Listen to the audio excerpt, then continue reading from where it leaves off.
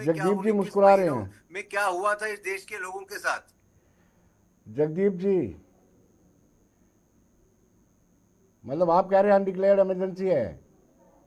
ये chief spokes person Ravindra Sharma कह रहे हैं कि पिछले 12 सालों से भी हम इमरजेंसी का सामना कर रहे हैं, लेकिन ये अनडिक्लेयर्ड है। विनोद जी, मेरा अभिवादन स्वीकार कीजिएगा। जी। तमाम प्रतिस्पर्धियों को भी मेरा प्रणाम। देखिए, आज की ये आपकी चर्चा आपातकाल पर निर्भर करती है, लिहाजा मैं चाहूंगा कि थोड़ा सा समय आप मुझे दीजिएगा और दिल से सुनिएगा। आपके दर्शकों के लिए खासतौर से कह दूं, पहली तो बात, आपातकाल पर कांग्रेस अपना रुख कई मर्तबा स्पष्ट कर चुकी है।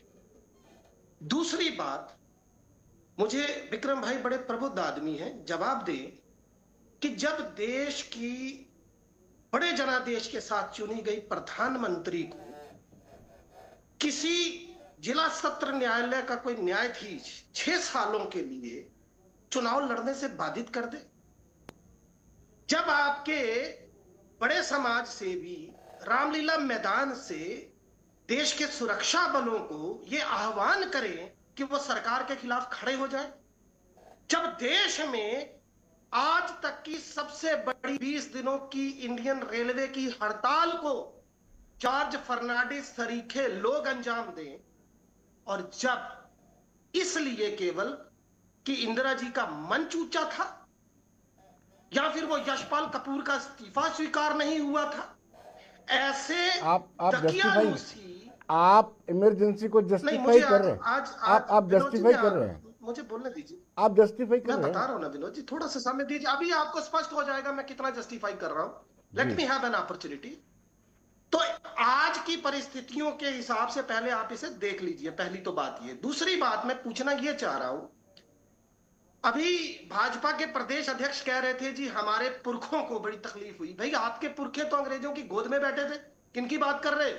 और तीसरी बात, कांग्रेस में स्वयं इंदिरा जी ने इस पर खेद व्यक्त किया, राहुल जी ने 2021 में इसे गलत बताया, खड़गे साहब ने स्पष्ट करते हुए कहा कि निश्चित तौर पर वो इसके लिए खेद व्यक्त करते हैं। मैं पूछना यह चाह रहा हूं, जिनकी पैरवी आप यहां कर रहे हैं भाई साहब, उनके दामन पर आपने देखा है छींटे किस किस नाम के हैं?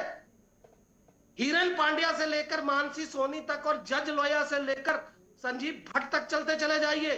गोधरा कांड को जरा एक बार देखिए, इनके मखमली टाट पर वो किस तरीके का पदनुमा पैबंद लगा हुआ है, उस पर ये बात नहीं करेंगे। और ये बता दें, मैं विनोद जी एक बात पूछना चाह रहा हूं, आज विक्रम भाई बैठे हैं, अब ये जो आप वीमेन रिजर्वेशन की आड़ में डिलिमिटेशन ला रहे हो, क्या करने जा रहे हो आप? ये आप तय करोगे कि देश की किस इलाके में कौन सी सीट होगी, देश का कौन सा वोटर वोट देगा, चलिए देश में कब इलेक्शन होगी, कितनी बार इलेक्शन होगी, ये आप तय करोगे। काफी क्या समय ये आपातकाल नहीं है? एक मिनट, जब आप तोड़-फोड़ कर रहे हो पूरे देश में, हॉर्स ट्रेडिंग कर रहे हो, आपने संविधान की धज्जियां उड़ाकर रख दी हैं, ये आपातकाल नहीं है? चलिए डॉक्टर, क्या आपसे नहीं पूछा जाएगा? अमिताभ जी से जानना चाहते हैं। अमिताभ जी, आप कैसे देखते हो इसको? एक तरफ भारतीय जनता पार्टी संविधान हत्या दिवस मना रही है और दूसरी ओर कांग्रेस ये तर्क दे रही है, आपने सुन लिया होगा कांग्रेस का तर्क, आप अनडिक्लेयर्ड इमरजेंसी नाफिज है। अमिताभ जी क्या कहेंगे? देखिए, इतिहास जो है ना, वो भविष्य का सबक होता है। Right, exactly. इसलिए उसे जानना जरूरी है। इतिहास भविष्य का सबक होता है, इसलिए उसका जानना जरूरी होता है। और नई पीढ़ी के लिए बहुत जरूरी होता है कि वो जाने उन गलतियों